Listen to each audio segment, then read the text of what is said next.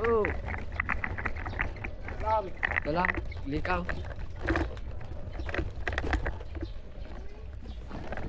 Ating bagong ligo yung ating e-bike.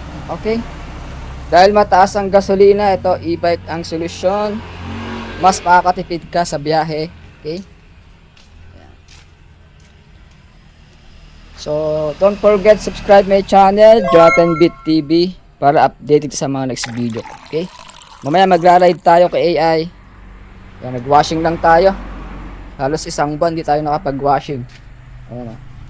Sa mga gustong mag-order ng e-bike, lalagay ko sa description yung website. Okay? Para maka-discount kayo. Okay? Ito yung number 1 brand sa buong Pilipinas. Best seller to. So, ito yung company, NWOW. Yan, maraming branch to nationwide.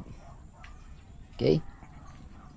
Malalaman nyo ano yung mga do's and don'ts sa paggamit ng e-bike para tumagal ang inyong e-bike. Okay. So, dahil ang gasolina, maabot na ng more or less 100 per liter. 100 pesos per liter ang gasolina. Okay. So, makakatipid ba tayo sa e-bike? So, anong comments mo dyan sa description? Mag-comments ka. Anong masasabi mo sa ating e-bike ngayon?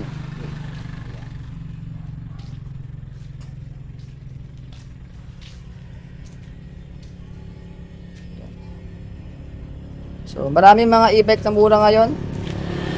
So, pagka lead acid, nasa 30k to 50k ang lead acid. Pag lithium naman, maabot ng 100k. E-bike. So, depende sa inyong purpose kung pang long distance o pang short distance. Kung nasa opisina ka, so magandang gamitin tong e-bike. Sa Middle East War sa pagitan ng Iran at Israel at USA. So, nagbanta si Donald Trump na ubusin niya ang Iran. Okay? Ang buong bansa. Okay? Pero nagkaroon na ng ceasefire.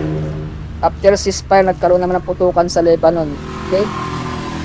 So, gumanti ang Israel papuntang Lebanon. So, nagkaroon uli ng wala nang ceasefire uli. So, yung Strait of Hormuz sinarado uli ng Iran dahil sa banta ng Israel. At good morning, KI. Good morning. Have a nice day.